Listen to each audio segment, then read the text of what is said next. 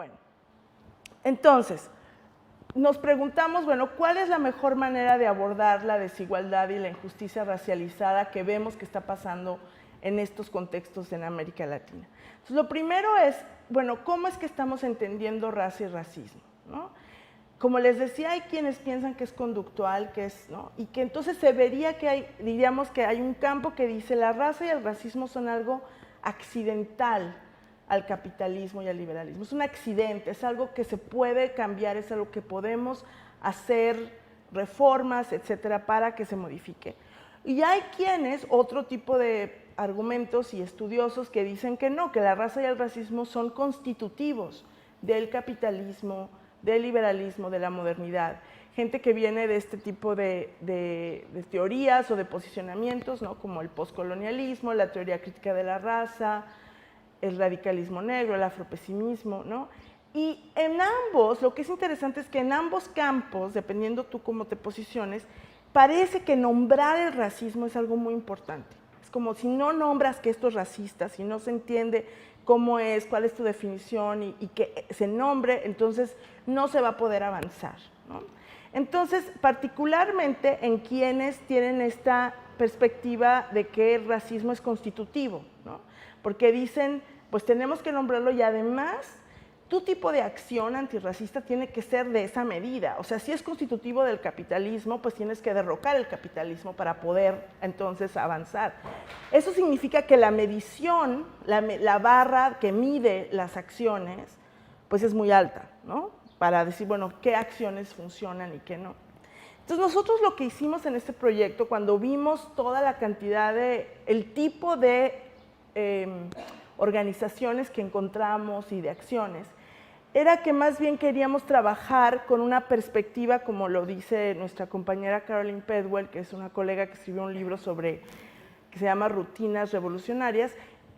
Queríamos nosotros comprender lo que ella llama la imbricación de lo revolucionario y lo rutinario. Es decir, que es posible tener una perspectiva radical cuando al mismo tiempo tratas de ver lo cotidiano y la rutina y lo de todos los días y lo que es presente, y que es posible llegar a una movilización social desde esa perspectiva. O sea que la radicalidad puede tener como unos apellidos, digamos, ¿no? Una mediación. Entonces lo que hicimos ante esta diversidad de organizaciones que nos encontramos fue adoptar una perspectiva inclusiva. Dijimos, no vamos a dejar de lado aquellas organizaciones que nos parezca que no son explícitas sobre el racismo o que nos parezca que su comprensión del racismo es muy reformista o es un poco conductista, ¿no? Digamos, ¿no? Que dijimos, vamos a tener una visión inclusiva, pero vamos a mantener un horizonte de radicalidad, tenerlo ahí para ver, bueno, qué organizaciones están teniendo su visión hacia ese cambio más estructural o una transformación social mejor. Entonces ahí fue que la pregunta por el enfoque indirecto al racismo surge. Dijimos, ¿será que funcione? ¿Será que sea posible que haya organizaciones, movimientos que no hablen de racismo, que no sean tan directas, pero que sí sean antirracistas, que tengan un efecto antirracista, aunque no lo digan así de frente o que haya una negociación? Entonces esa fue una de las preguntas. Bueno, entonces para concluir. Entonces, en los tres casos que les presentamos, entonces hay gramáticas alternativas, ¿no? El racismo está presente, pero en diferentes grados, ¿no?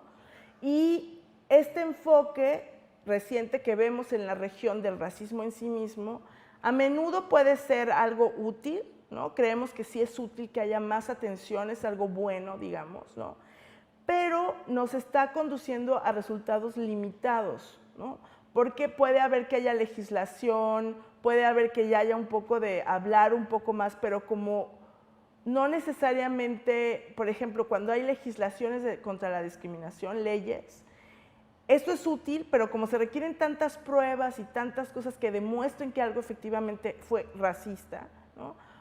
Y según las categorías jurídicas en cada lugar, pues eso se vuelve también muy difícil de que funcione. Entonces, este giro antirracista nos permite hablar de racismo, nos permite algo, pero también no nos está llevando a considerar la gran variedad de cosas que estamos viendo. Una alternativa pues es abordar estas interacciones, estas gramáticas alternativas con una perspectiva estructural, y eso es lo que las gramáticas alternativas nos permiten, ¿no? Abordar las estructuras básicas de la desigualdad y también traer una conciencia racial a cualquier lucha que sea que se esté promoviendo en ese caso o en ese lugar, ¿no? Entonces, las gramáticas alternativas proporcionan un punto de apoyo para el antirracismo en una sociedad mestiza que tal vez se sienta un poco amenazada cuando se habla de racismo específicamente, explícitamente, que tal vez…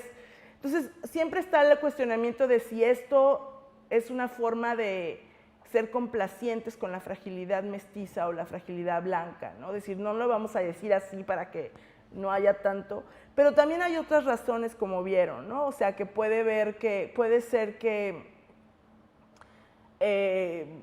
no haya históricamente una tradición de hablar de racismo, como encontramos con muchos pueblos indígenas, que es más fácil que las comunidades negras hablen de racismo por cómo históricamente se ha manejado. Entonces es interesante ver las diferencias, ¿no?